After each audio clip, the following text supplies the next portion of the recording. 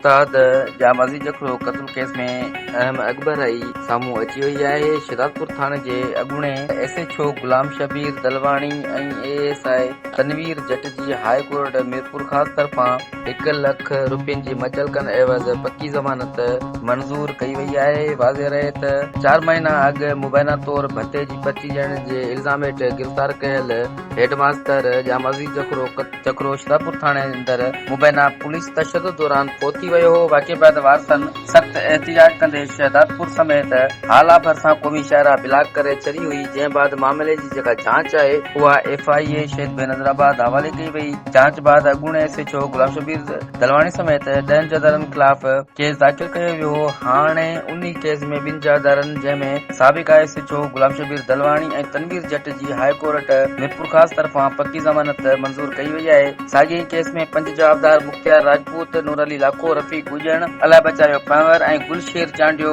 हिन वक़्तु सांगड़ जेल में क़ैद आहिनि। जॾहिं त 3 जवाबदार जंहिंमें महरम ज़रदारी, गुल मोहम्मद उर्फ गुलू ज़रदारी ऐं अमानुल्लाह सांद अञा ताईं रूपोश आहिनि।